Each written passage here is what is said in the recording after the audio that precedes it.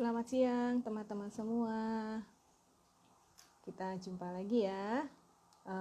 Kita hari ini mau ngebahas topik bersama teman saya, Ria, tentang the power of acceptance. Ya, Ria ini ibu yang spesial nih. Ibu yang spesial karena dua anaknya adalah anak berkebutuhan khusus, yaitu anak autistik. Nah, kita sekarang mau ngobrol-ngobrol dengan Ria, bagaimana perjalanan Ria menerima dan kemudian membesarkan anaknya dengan kasih, sehingga sekarang anaknya udah beranjak besar, dan sekarang ini Ria sedang menyiapkan anaknya untuk mandiri lewat bisnis kuliner di Instagram Kuliner Mas sekarang. Seperti ini nih contohnya, nih ya. Ini ada nasi, bola udang, bola kepiting, nasi, bola kepiting, saus, telur asin. Nah, ini buatannya Ria nih. Nah, ini buatannya Ria untuk mandiri di Kuliner Mas sekarang. Silahkan di follow IG-nya ya. Nah, ini kita. Nah, ini dia Ria. Hai Ria, apa kabar? Baik, panasan sih. Oh, kepanasan ya? Lah. Ini yang siapa nih? Yang Karang atau yang Krisna nih? Yang Krisna ya? Hai, Krisna. Satu lagi mana? Satu lagi. Tangannya mana? Kakaknya. Satu. Iya, kakaknya mana kakaknya? Di situ sih. Gak apa-apa Ria, gak apa-apa. Oke. Oke. Kalau mau join gak apa-apa nih, anak-anaknya boleh join juga. Oke.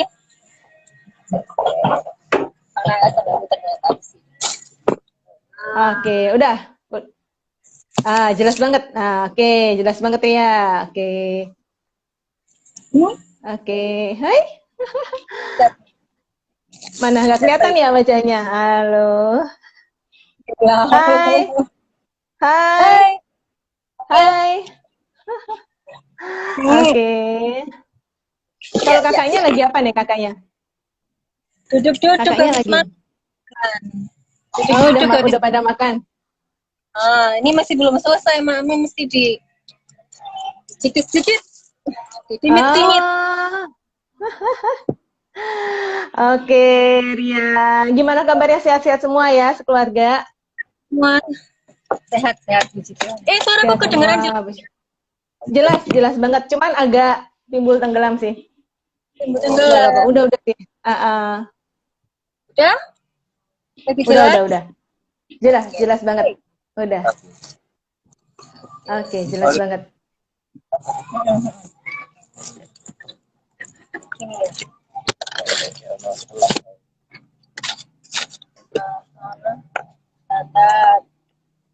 Ini Bapak. Tutup. Nggak enak ya kan? Lagi. Sip. Yes. Udah.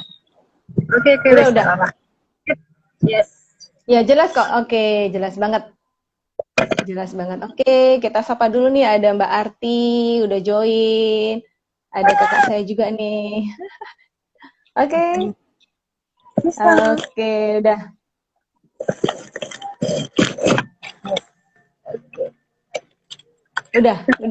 Udah. Nah, udah dapat posisi yang enak nih. Oke, Ria nih, kita kemarin sempat ngomong-ngomong ya sebelum kita mau. Suara saya jelas juga nggak, Ria? Jelas ya? Oke, kemarin kita sudah omong-omong ya, jadi kita mau ngadain Instagram Live ini, Ria mau berbagi kisahnya nih, sharingnya pasti inspiratif banget. Jadi Ria termasuk orang tua yang spesial nih, karena memiliki anak yang juga spesial, 2 anak Ria, anak autistik ya Ria ya? Ya. Betul ya? Ya, oke. Boleh Ria ceritain dulu awal pertama kali Ria mengetahui bahwa anak pertamanya ada berkebutuhan khusus, bagaimana Ria waktu itu reaksinya? Reaksinya atau gimana taunya? Gimana taunya dulu deh, bisa nggak dideteksi dulu? Oke. Gimana taunya itu dari ini waktu setelah opnam dia kena diare, umur 4 bulan tuh kena diare. Itu paling parah. Sebelumnya nggak pernah sakit. Pertama kali minum antibiotik, pertama kali opnam, itu diarenya sembuh. Kemampuan bicara tahunya gitu. Kemampuan bicaranya kenapa? Hilang. Regres. Oh, di umur 4 bulan ya itu ya? Di umur 4 bulan?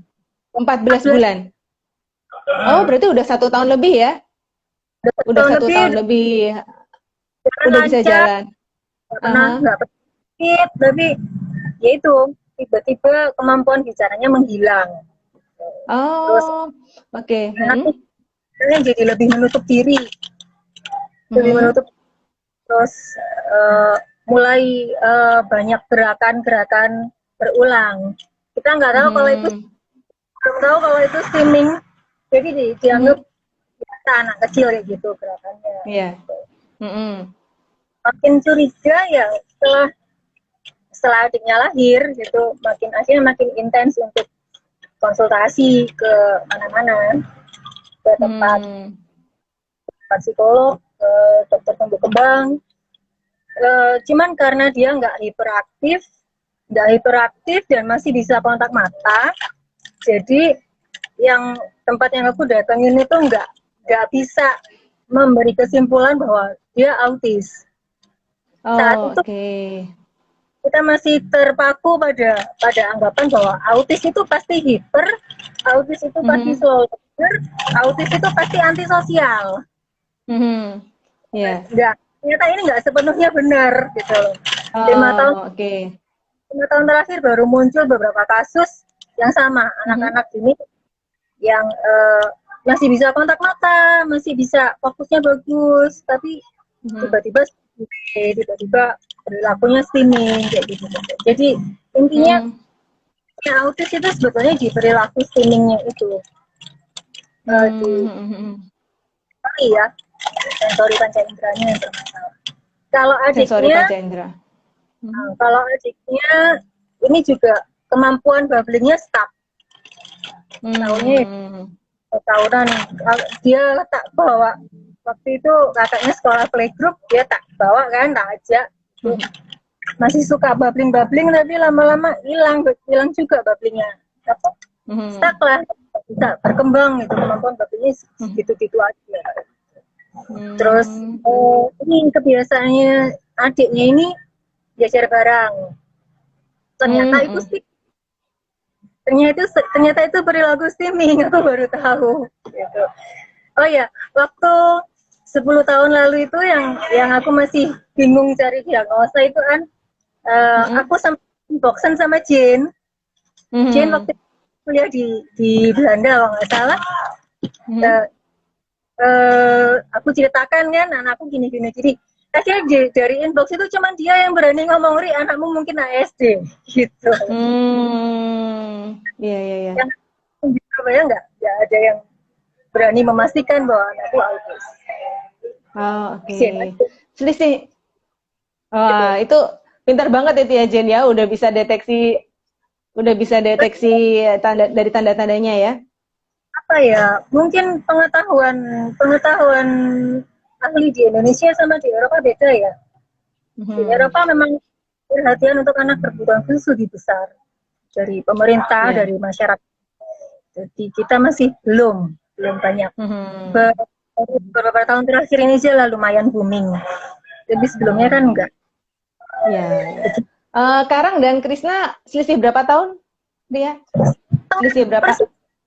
18 bulan. 18 bulan, oke. Oh, iya, oke. Terus waktu Ria tentu memastikan lagi ya dengan dokter, ini benar nggak ASD, anaknya autisme, benar ya? Maksudnya untuk memastikan lagi setelah tadi dapat jawaban dari Jane, kemudian mencari kepastian lagi nggak? Enggak. Enggak. Cuma kalau ini aku teman kita David, ingat nggak? Dia kenalin aku David, dia kenalin aku lewat Facebook, dia kenalin aku ke salah seorang terapis di Surabaya. Si terapis itu, Bariska itu dia masukin aku ke grup Mhm. Facebook komunitas orang tua, khusus orang tua anak-anak autis. Mhm. Dari post di situ aku baru belajar, oh ternyata anakku autis beneran. Ya sudah, aku udah mau bawa Ah, tuh. Terpaksa oke. Wah, jadi nggak ada keterangan resmi dari dokter bahwa mereka oh, gitu. Cuman kalau oke. misalkan sekarang aku bawa ke misalkan ke di Surabaya sudah ada ini ya LPA ya apa yang di Siola itu, mungkin kalau aku bawa ke sana ya orang pasti oke bilang ini autis gitu. Autis, oke. Mhm. Oke. Ria suaranya agak timbul tenggelam lagi nih. Tenggelam apa Iya, ya, sudah pas ya sudah pas ya? Mas. Oke, oke, nggak apa-apa. Ada yang putus-putus. Nah, ini ada yang putus dikit. Oke, nggak apa-apa. Aha. Oke, Ya terus udah jelas banget. Oke, terus waktu Ria tadi udah ini ya, oh ya ternyata bener anakku nih autis nih. Gimana tuh perasaannya Ria pada waktu itu? karena tadi iya tadi mimi wah mungkin karena iya tadi minum mungkin karena proses berburu diagnosanya sudah panjang dan sudah bisa diduga bahwa mereka autis, jadi aku nggak terlalu kaget sebenarnya, nggak terlalu kaget. Cuman yang kepikir waktu itu menyalahkan diri sendiri, kok bisa ya, aku ngapain, aku salah apa ini, kok bisa mereka autis gitu. Lebih ke situ sih waktu itu. Terus ya bingung juga sama treatmentnya seperti apa. Treatment untuk anak autis yang hiperaktif apakah harus sama dengan anak yang hipoaktif gitu masih blank gitu. Bingungnya di situ, lebih kan bingung ya, bukan karena nggak terima sih, lebih karena bingung aja. Gitu. Terus pada waktu itu suami Ria dan keluarga bagaimana tuh? Pada waktu di info bahwa oh ya benar ternyata Karang dan Krisna ini autis, bagaimana reaksi keluarga Ria? Kalau suami baik-baik saja, dia nyantai aja, karena memang dari kita punya anak kan lama ya, 5 tahun baru bisa punya. Terus jadi apapun kondisi anak dia terima gitu, nyantai dia, pokoknya aku seneng gitu aja, punya anak tuh seneng gitu aja. Nah yang agak susah memang dari keluargaku terus terang, ya kaget ya, karena 5 tahun berharap itu jadinya begitu anakmu kok CG gitu, tuh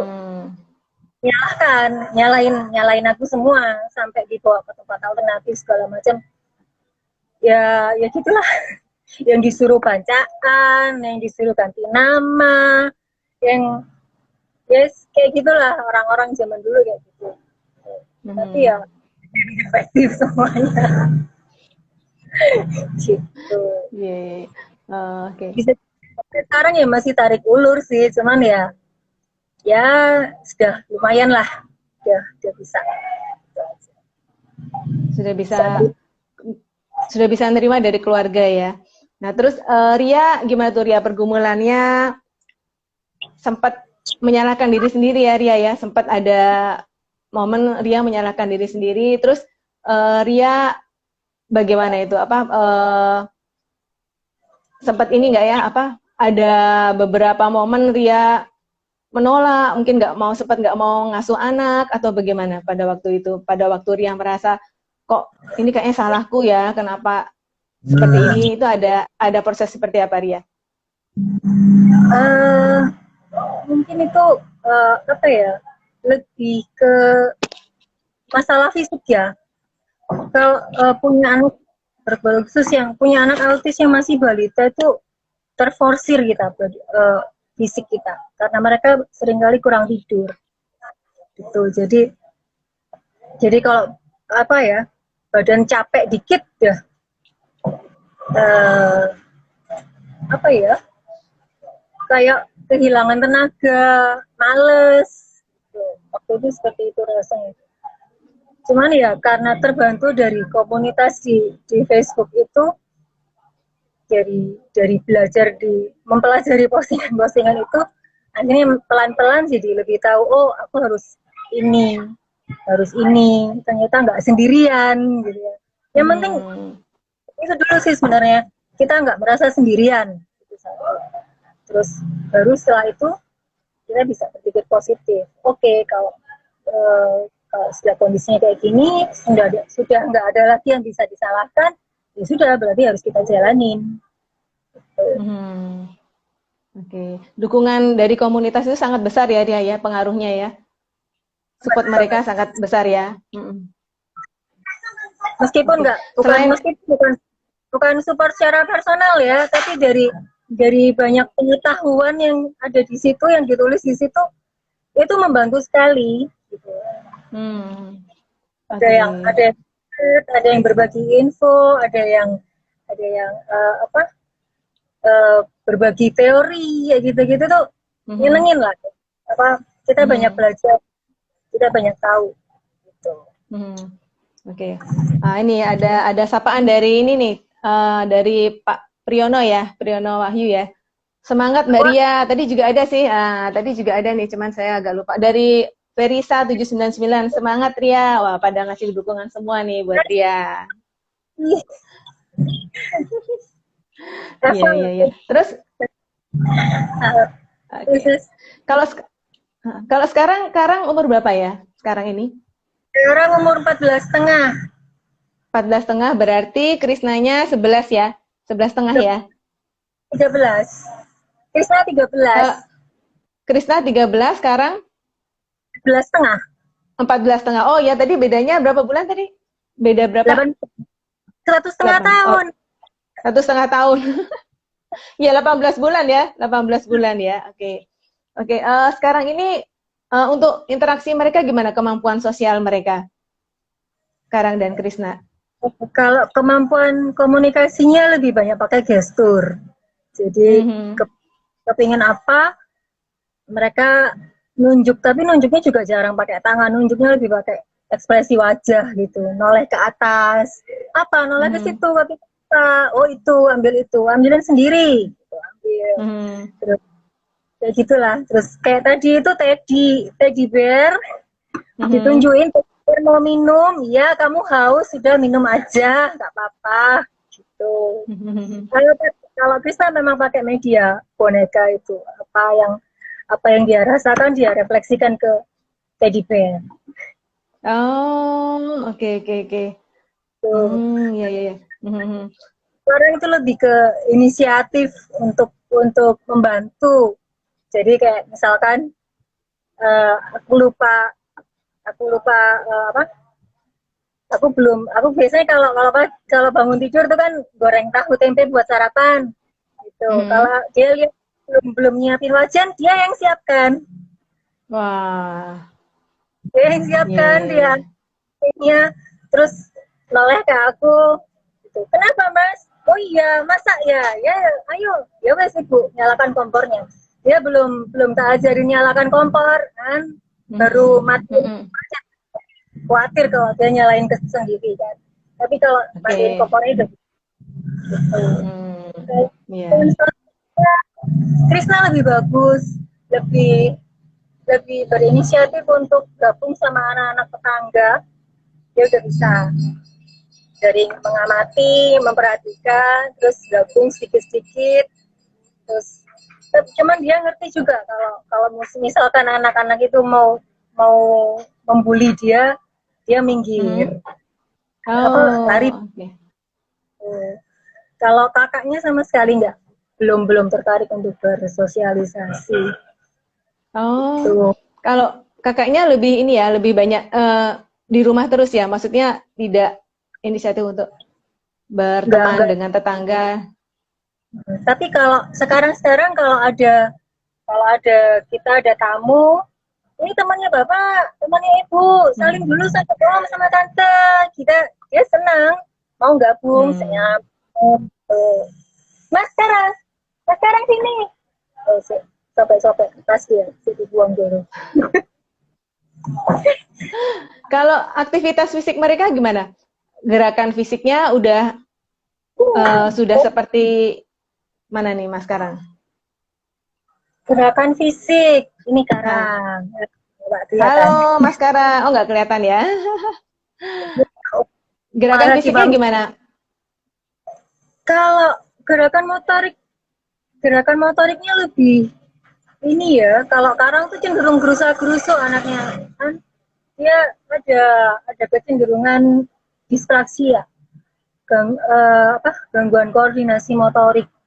Jadi untuk kegiatan yang aktivitas motorik yang berulang-ulang itu dia kesulitan. Mandi itu pun pas sekarang cuma gitu. Halo. Mandi itu masih aku bantu, masih aku prom pakai teknik physical prom ya. Jadi masih prompting semua. Gitu. Rata-rata masih kegiatan-kegiatan yang dia suka. Kalau sekarang sih senangnya ngupas wortel, timun, dia udah bisa. Tapi yang kegiatan yang dengan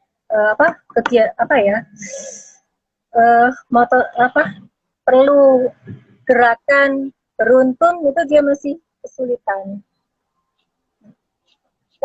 Yang Instagram kayak gitu. Itu kalau Krisna itu dari dulu ahli manjat-manjat. Selain ahli belajar barang, dia juga ahli manjat-manjat. Jadi motoriknya nyaris nggak ada masalah. Motorik kasar ya. Tapi motorik halusnya untuk nulis dia masih males. Cuman senengnya cuman mau melakukan apa yang dia suka. Ini kalau lagi ngedrum ya seneng ngedrum aja gitu. Ngedrumnya bisa pakai stick drum, bisa pakai sumpit, bisa pakai sedotan. Lumayan bagus sebenarnya, sudah bisa ngerti ritme gitu ya. Cuman kalau motorik halus kayak nulis gitu-gitu dia masih males. Mungkin bisa males. Iya. Terus balik lagi ya Ria ya. Ria tadi kan udah pada waktu Ria proses sudah bisa menerima, oh ya kedua anak saya ini autistik. Itu ada perasaan gimana Ria? Begitu Ria udah bisa, awal-awal kan tentu masih belum bisa menerima ya. Kenapa kok saya mendapat katakanlah memiliki anak yang seperti ini, pasti ada seperti itu ya. Sempat nggak Ria itu semacam protes gitu Ria? Protes kepada protes pada siapa? Pada Tuhan ya. Sempat nggak? Kalau sampai protes pada Tuhan sih enggak. Aku benar-benar lebih nyalain diri sendiri. Kalau protes sama Tuhan enggak juga sih. Lebih ke menyalahkan diri sendiri. Agak lama itu. Cuma ya. Berapa lama Ria? Sempat menyalahkan diri sendiri? Mungkin ya setahunan lah, sekitar setahunan. Itu kan kondisi fisik juga ngedrop kan, karena kurang tidur. Karena kurang tidur tuh kondisi fisik ngedrop banget. Jadi rasanya gampang capek, nggak fit banget lah pokoknya. Terus itu sekarang masih tak paksa sekolah di playgroup. Jadi lebih nge-push badan lagi waktu itu. Masuknya pagi, pulang agak siang. Itu masa-masa itu agak susah gitu. Reaksinya gimana Ria pada waktu itu? Pada waktu Ria masih sering menyalahkan diri sendiri, Ria sempat marah-marah nggak ke anak? Biasanya kan kadang butuh penyaluran gitu ya, butuh katarsis ya. Sempat nggak Ria katarsis seperti itu? Iya. Sempat. Marah-marah sampai mukul-mukul, nyubit-nyubit juga. Ada beberapa momen yang mereka belum bisa training ya. Jadi namanya kotoran tuh ada di mana-mana gitu. Aduh, pusing begitu dia. tak pukulin, tak cubitin, sempet gitu. Cuman akhirnya ya anaknya nangis, aku ikut nangis, nangis berdua di kamar mandi. Itu beberapa kali sempat. Cuman ya kalau sekarang kalau kalau melihat kalau mereka dengar suaraku agak meninggi, udah mulai tegang semua. Udah ada ini ya, sudah tahu ininya ya, sudah tahu kodenya ya. Terus kadang-kadang kalau lucunya mereka tuh kalau pas aku meninggi gitu, kadang datang nyamperin, meluk, kadang-kadang berusaha mencium juga. Itu uniknya dari situ. Meleleh langsung hatinya ya Ria ya. Iya. Oke. Orang ngerti juga, ngerti cara ngerayu juga gitu. Iya. Terus kalau sekarang ini Karang sama Krisna toilet trainingnya udah bisa ya? Ya, udah bisa ya? Udah bisa ya? Udah. Dari tahun 2012. Sekarang umur 7, Krisna umur 5,5. Udah bisa, baru bisa pada waktu umur 7 dan 5,5 ya. Oh ini ada pertanyaan nih dari Anita. Ria merasa salah gimana sih sampai menyalahkan diri sendiri? Ini boleh cerita mungkin Ria? Itu kan salahnya gimana, maksudnya menyalahkannya itu menyalahkan yang seperti apa? Maksudnya ya kita kan 5 tahun nggak punya anak gitu ya. Persiapan untuk bisa punya anak tuh istilahnya kan kita kalau belum punya anak kan kita baca buku segala macam kan, teori-teori tentang perkembangan janin, nutrisi segala macam itu kan kita hafalkan dulu gitu ya. Nah, kan itu kayak kecolongan gitu loh. Minum susu bumil sudah, anaknya imunisasi juga nggak kenapa-napa, terus pokoknya sen bolong itu apa sih gitu loh rasanya. Iya. Ada kecolongan di mana ini ya kok anaknya masih kayak gini gitu. Tapi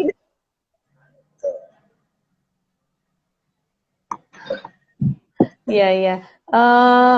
Pada waktu itu Ria pasti curhat ya? Pasti curhat atau dipendam sendiri tuh pada seperti itu? Pada waktu proses Ria masih sering menyalahkan diri sendiri, curhat ke suami mungkin, atau mungkin Ria dipendam sendiri, mungkin dibawa dalam doa, atau gimana waktu itu cara Ria menetralisir, karena nggak mungkin juga kan kita sepanjang hari nyalahin terus, nyalahin diri sendiri. Pada waktu itu bagaimana solusi yang Ria lakukan pada waktu itu? Kalau curhat sama suami kan memang kita cerita setiap hari, anaknya gini pasti cerita. Ya sudah aja, nggak sampai ke ya paling cuma bilang aku mangkel, aku mau tak gitu pasti cerita. Cuman sesekali pernah nyoba curhat ke seorang teman, sahabat lah ya. Kelihatannya miss gitu, dia nggak nyampe dengan maksudku. Akhirnya malah dianya kayak ngasih nasihat yang klise gitu kan. Ri, anak tuh jangan dipukul, harusnya gini harusnya disayang, itu anugerah Tuhan, bla bla bla. Aku nggak terlalu bisa nerima, rasanya aku marah malah dicurhatin, dikasih tahu gitu, dinasihatin gitu ya.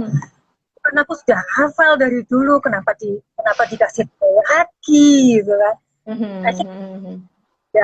Akhirnya merasa kayaknya curhat ke teman atau sahabat kayaknya nggak bisa deh, soalnya mau nggak mau kan mereka nggak ngalamin sendiri ya, ngalamin sendiri ya. Usaha kita ini mentok gitu loh. Kita sudah ngajarin anak dengan berbagai cara yang biasa dilakukan orang normal, kok nggak bisa apalagi yang belum dilakukan gitu. Kita nggak berhasil dapat masukan dari situ. Akhirnya ya Facebook itu yang akhirnya jadi tempat curhat. Iya. Akhirnya ada yang cerita curhat. Ada yang cerita apa? Oh kayaknya sama nih kayak anakku, ikut nimbrung gitu. Itu lumayan membantu sih. Selain dapat input alternatif saran ya, karena kondisi anaknya relatif sama-sama ngalami, sama-sama merasakan, tuh, itu lebih membantu. Masuk Lebih ke membantu ya. masuk ke Komunitas komunitas yang senasib. senasib. Tadi ada nih, sebentar ya, masih kebaca nggak ya? Ini dari Arti ya, sorry, Arti Wibawantari. Salam kenal, ini kok seperti anak saya yang ASD, lagi suka ikut masak, nyiapin wajan, nyemplungin tahu tempe ke wajan. Wah, ini berarti ada yang sama juga ya. Persis, ya. Ya, salam kenal ya Mbak Arti ya. Semangat juga buat Mbak Arti. Ya. Jadi anaknya juga sama nih dengan yang Krisna tadi ya. Jadi suka nyiapin Orang yang suka masak. karena iya nyiapin wajannya, udah nyemplungin tahu tempe. Ya. Jangan lupa diajarin matiin kompornya. Ya, Iya, oke. jangan nyalain. Ya. Tadi dari Oke, Ria, jadi tadi merasa mendapat tempat untuk curhat, tempat untuk belajar di komunitas ya Ria ya, terutama dari Facebook ya. Ya. Kalau ketemu langsung pernah nggak Ria dengan ibu-ibu, dengan orang tua yang yang sama-sama orang tua dari anak berkebutuhan khusus, pernah ketemu langsung gitu Ria? Pernah, waktu sempat beberapa bulan terapi di tempatnya. Halo Ika. Yang tadi Ika ada nih. Iya, Ika tadi udah join nih. Sempat beberapa bulan terapi di tempatnya Ika, ada. Oke. Ya sempat sama ibu-ibu di situ. Gitu. Kebanyakan di situ malah dulu tuh nanya, Mbak anaknya kenapa? Wong anaknya nggak kenapa-napa gitu. Belum bisa bicara Bu. Oh iya, baru kelihatan. Setelah beberapa saat baru kelihatan kalau oh iya ya autis juga. Gitu. Agak susah masih diagnosanya. Iya. Gitu. Sempat berapa lama terapi di tempatnya Ika ya? Sempat berapa lama terapi di sana? Iya. 3 bulanan, tempatnya jauh dari rumah.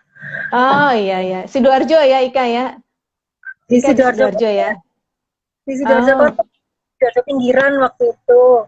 Itu tadi, halo, ini ponakanku An. Dia yang mana nih?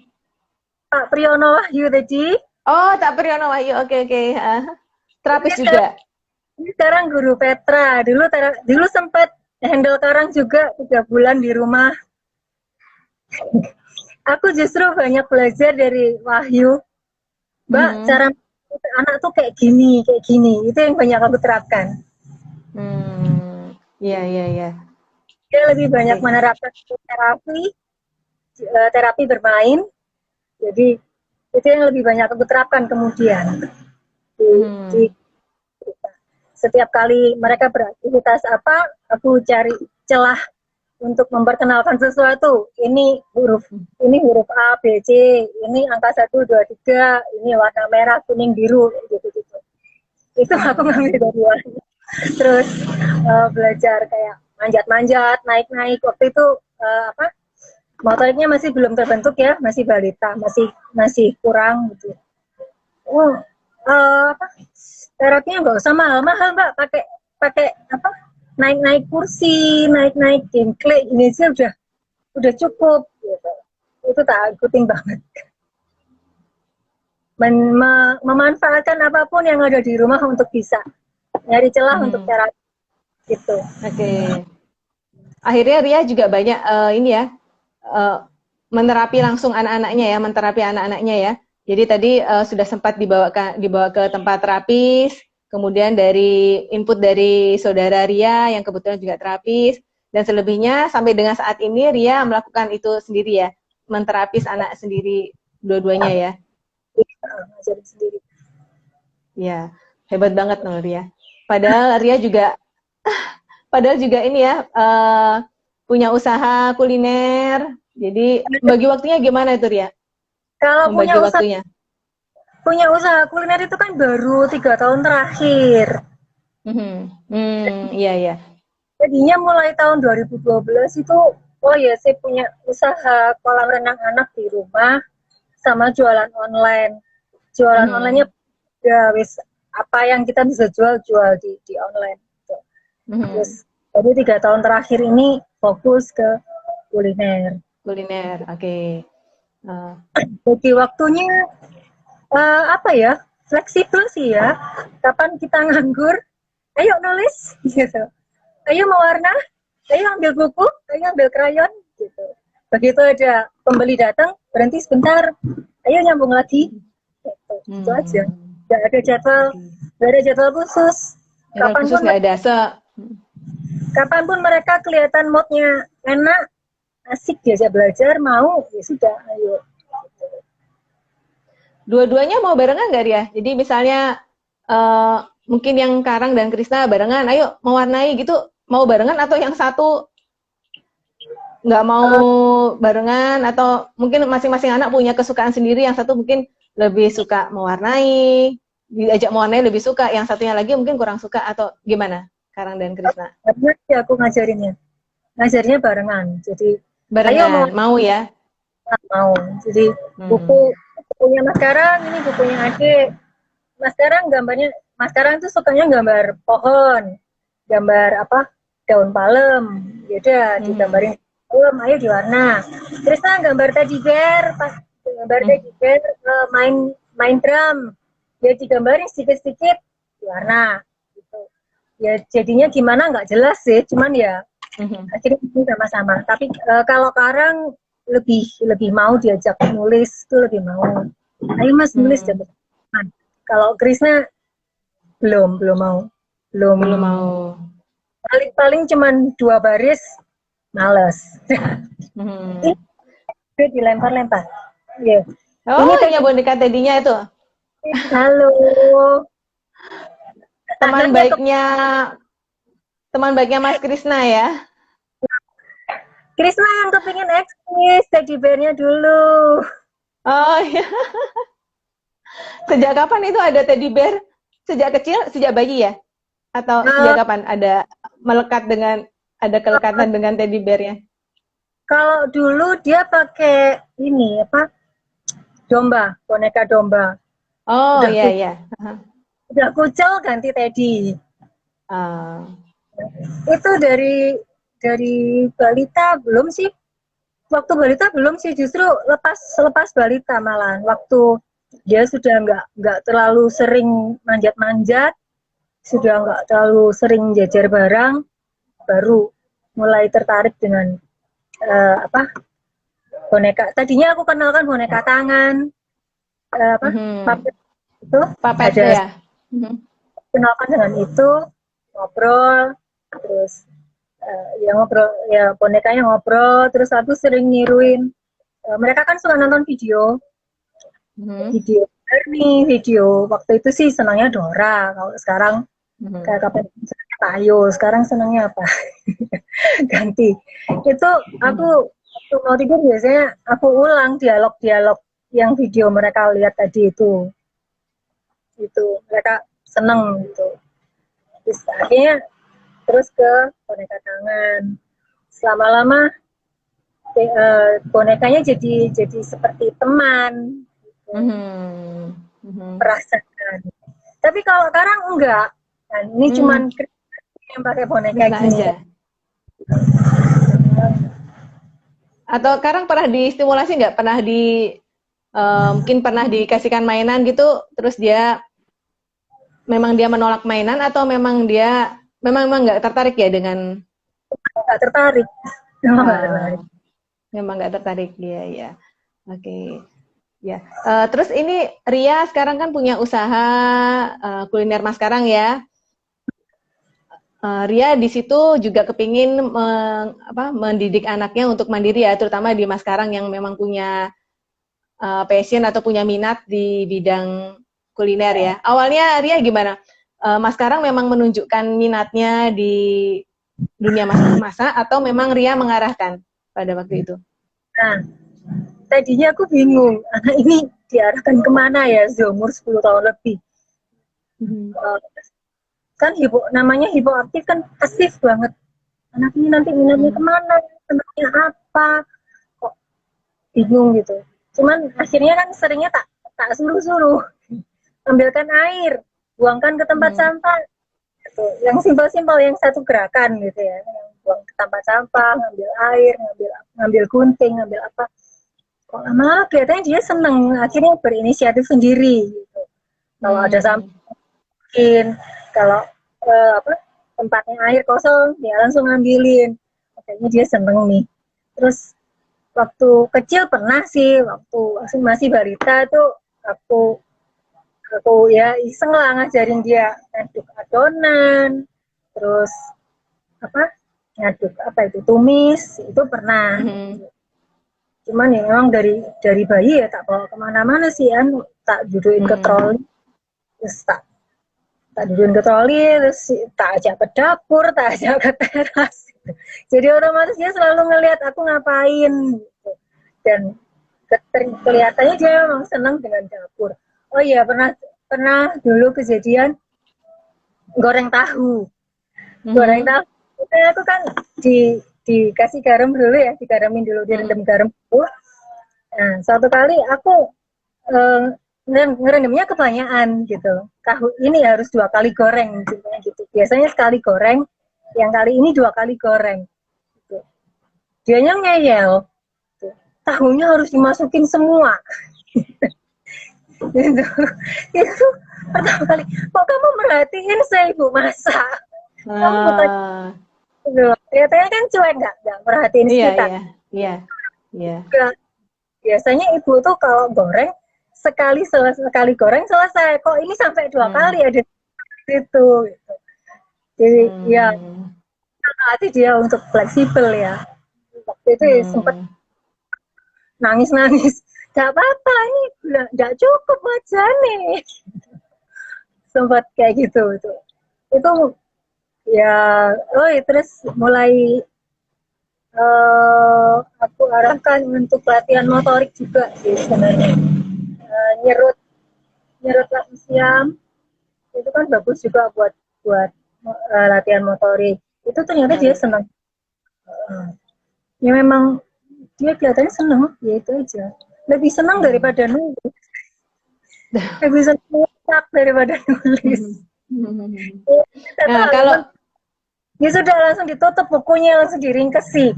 Tapi kalau terus begitu wajan selesai, ya sibuk ngapain lagi? Panci dikeluarin. Masak apa lagi? Kayak gitu. Iya. Kelihatan. Kelihatan ya bakat, ada ketertarikannya Mas Karang di situ kelihatan ya. Kelihatan banget. Kalau Krisna, kalau adiknya tadi lebih ke aktivitas fisik yang apa ya, seperti tadi drum, kemudian manjat-manjat, atau ada hobi bukan apa, minat, ada yang sudah kelihatan nggak minatnya si Krisna ini? Krisna minatnya lebih ke musik, perkusi itu memang. Musik. Manjat-manjatnya sudah hilang. Sudah nggak lagi ya,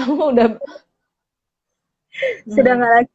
Itu setelah sukses dietnya lumayan banget, jajar barang, manjat-manjat tuh hilang semua. Sekarang juga jinjit, sekarang sudah nggak gigit-gigit bibir, gigit-gigit kaos gitu. Sekarang udah setelah diet itu. Oh ya, dietnya apa aja nih? Kan kalau autistik ada ada beberapa diet yang harus dijalanin ya. Seperti apa nih Karang dan Krisna menjalani dietnya? Tantangannya gluten, kasein, gula, sama aditive acids. Jadi termasuk yogurt, biskuit, saus, itu sama sekali nggak. Susu, sekali. Gula, sama gula itu sama sekali. Ya, kita lebih arahkan ke makanan sayur sama buah. Untungnya mereka suka. Untungnya mereka suka. Jadi sekarang cemilan hariannya ya tomat, wortel, timun, tahu, tempe, terong digoreng, bawang pre sama bawang bombay mentah, itu mereka juga suka. Iya. Benar-benar penyuka sayur. Suatu kali pernah aku sediakan makan, Wes makan ayam aja ya, aku belum makan sayur. Mhm. Gitu, toleh. Kenapa kok nggak dimakan? Ini Nggak ada sayurnya. nggak ada sayurnya. Itu Mhm. sampai segitunya. Eh, itu ini ngefek banget sih diet itu sampai Mhm. rambut, potong kuku itu dulu, waduh, histeris gitu ya, hipersensitif Mhm. banget. Setelah sukses diet ini sudah enggak, potong rambut, potong kuku lancar, nggak pakai Lancar. drama. Nggak pakai drama. No drama ya. Sampai sekarang ini ya, sampai sekarang tetap tetap diet ya, tetap Iya, tetap iya. sampai sekarang ini. Itu kalau Ria tahu dari komunitas atau mungkin dari yang lebih ahli, memang diet itu harus berjalan terus ya Ria ya untuk anak autistik. Ya, eh, dari yang banyak aku baca sih, Hmm. autis itu mirip-mirip penyakit degeneratif. Anggap aja Oh. analoginya itu kayak diabetes ya. Kalau kita sudah Mhm. diabetes, berarti seumur Mhm. hidup kita harus jaga pola makan. Ya. Ya Oh, seperti oke oke oke. Seperti itu ya. Mhm. Mhm. ya seumur hidup Terus memang harus jaga pola makan harus begitu. ya. Kalau untuk daging mereka mereka memang kurang suka ya atau memang dibatasin seperti Kalau ayam. ya, Hmm? enggak, kalau daging sebenarnya nggak ada batasan. Yang Mhm. daging sama ikan air tawar ya, yang Ikan banyak air dikasih. tawar yang boleh ya. Iya. Kalau ikan air laut, setahu saya juga Eh, tidak disarankan ya. enggak, karena khawatir dengan merkuri ya. Merkuri, ya ya. Terus kebetulan mereka nggak terlalu senang dengan teksturnya daging, seratnya tebel kan. Mereka lebih senangnya. Oh iya, Cuman karena iya. ketika sudah mulai menjelang ABG, ada yang Mhm. menyarankan, sebaiknya kurangi asupan daging merah kalau anak sudah menjelang ABG. Khawatirnya ngefek ke hormon. Jadi anaknya Hmm. lebih agresif. Kalau ABG itu Mhm. cenderung agresif, terus tiba-tiba kalau lihat lawan jenis jadi bertingkah aneh. Itu Hmm. itu jadi Oke. sebaiknya ini asupan daging merahnya. Tapi setiap hari tetap Mhm. aku tetap pakai kaldu ayam. Kaldu ayam aku bikin Mhm. sendiri, rebus sendiri, Mhm. dimasukin plastik di freezer. Itu Mhm. udah cukup, proteinnya lumayan lah. Nggak dibilang kurang nutrisi, enggak lah ya. Ya. Cukup, Mhm. caranya gitu. Murah meriah Mhm. aja. Terus Ria dan suami gimana? Ngikut juga ya? Ngikut yang dimakan oleh lauk yang dihidangkan untuk Krisna dan Karang juga Iya, eh, lama-lama ya nyicipin sih, pasti nyicipin gimana kita ngasih. Kalau kita nggak ikut makan, pasti mhm. nyicipin. Terus ya lama-lama sampai sekarang sih, kalau kalau makan kue itu biasanya kan kadang ada orang yang saudara gitu ya ngasih kue. Terus Mhm. gak gawe anaknya, gak apa-apa wis gawe kue aja. Kue saya ya wes. Cuman sekarang terasa gitu ya, karena kita makan biasa masak tanpa gula. Begitu kalau dulu sebelum diet, waktu masih masih uh, masih zaman muda gitu ya, Mhm. makan makan cake itu bisa sampai 3 atau 4 sekaligus kan. Mhm. Mhm. Sekarang Mhm. 1 atau 2 udah enak, simpen aja buat Mhm. besok gitu. Hmm. Iya, Biasa iya, iya. sekali gitu, karena Iya. ketularan dietnya anak-anak. Mhm. Akhirnya menyesuaikan juga ya. Akhirnya lidah orang tuanya jadi terbiasa juga. Dan kalau ada apa makanan yang rasanya itu terlalu apa akhirnya dibuat kita jadi berlebihan gitu ya. Jadi manisnya yang dulu kita suka manis, manisnya pas, sekarang itu rasanya kok berlebihan banget gitu ya. Ya, ya, jadi gitu Iya, iya. sekarang. Nggak terlalu Mhm. rusak sama makanan yang manis-manis sekarang. Mhm. Mhm. Iya, iya, iya. Oh, oke. Terus apa? Sekarang ini untuk di usaha kuliner Mas Karang, Ria banyak dibantu-bantu juga ya sama Mas Karangnya ya. Jadi nyiapin misalnya ada pesanan apa nih, hari ini ada pesanan sop kepiting. Dibantu ya Ah, sama Mas Karangnya bantu ngeracik-ngeracik gitu atau gimana? Pembagian tugasnya gimana nih? kalau pembagian tugas masih dominan di aku sih ya. Iya, iya. Ya maksudnya sedikit-sedikit. Mas, ini balik novel. Mas, ini masukkan kulkas. Itu tadi sop, dia ngaduk. Dia yang ngaduk. Terus diaduk terus ke krim. Ya dia yang ngaduk, bagian dia yang ngaduk. Ya agak kesulitan juga karena dispraxia itu. Akhirnya tetap berhasil dengan prom. Kalau nggak berhasil dengan prom fisik, tangannya kita pegang untuk ngaduk.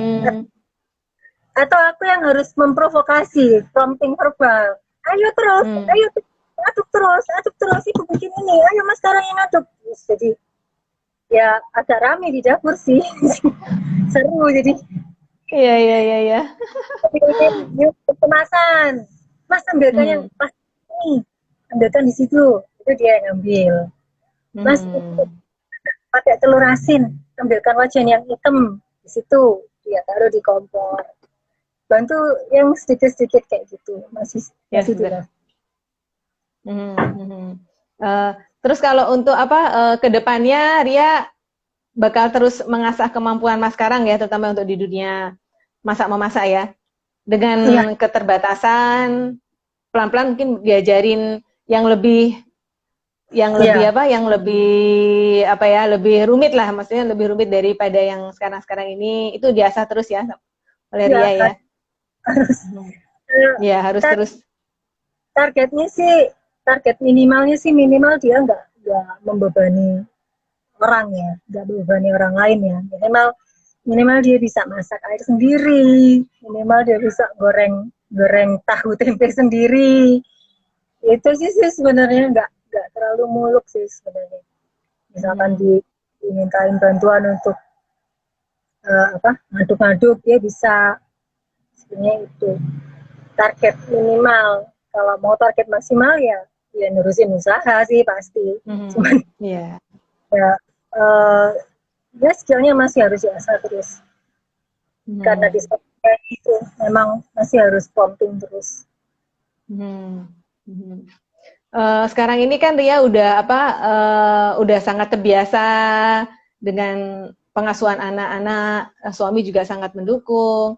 Sempat nggak sih Ria merasa capek gitu sekarang ini? Kalau dulu waktu anak-anak masih kecil, balita mungkin capek banget ya.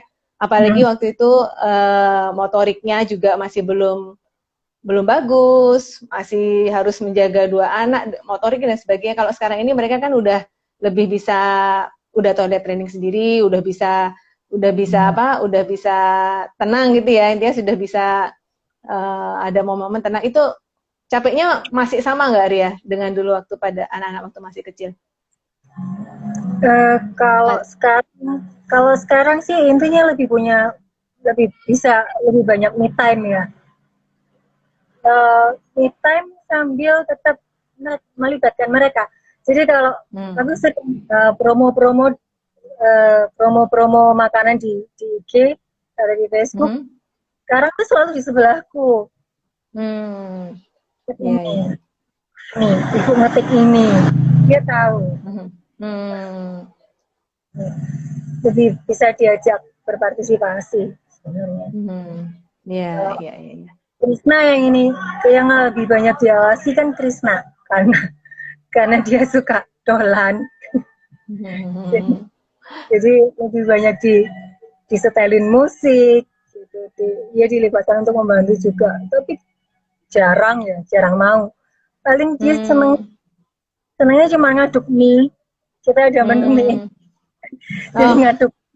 Setelah itu ya sudah selesai. Tapi dia tetap suka ngeliatin, tetap suka memperhatikan cara kita masak. Cuman disuruh bantu tuh males. Memang enggak. Gitu.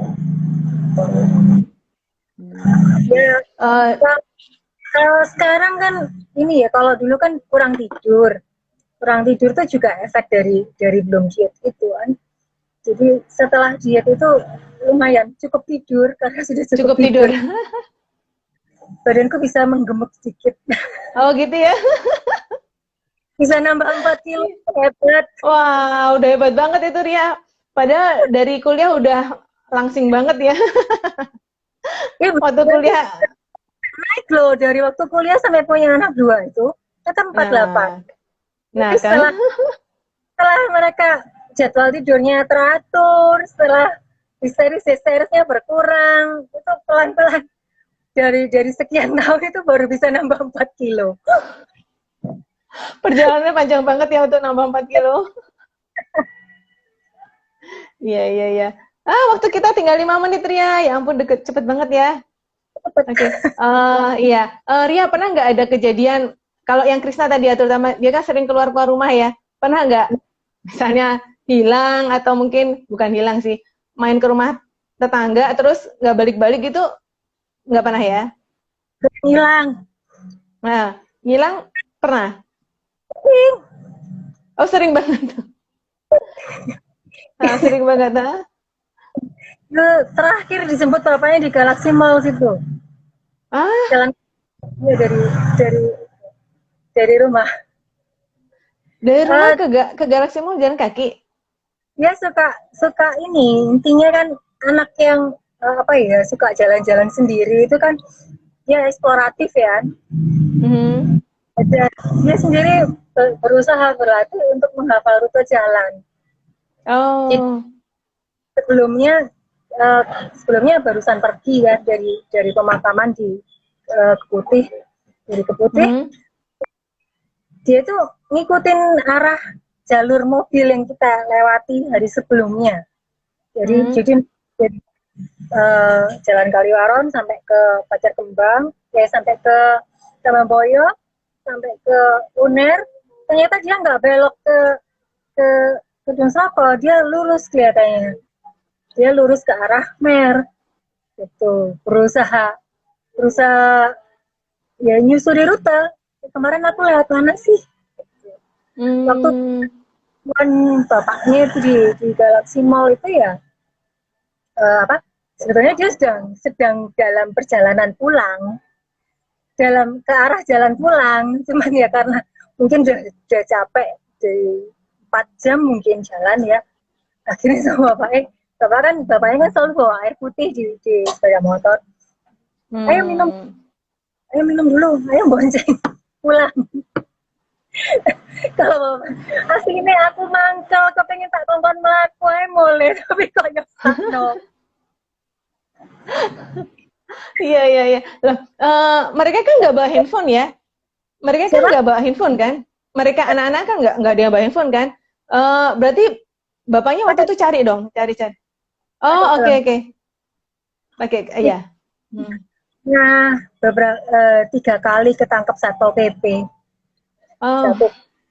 Satu kali di Nginden Intan, 1 kali di Basuki Rahmat, terus rekor terjauhnya di lampu merah RKZ,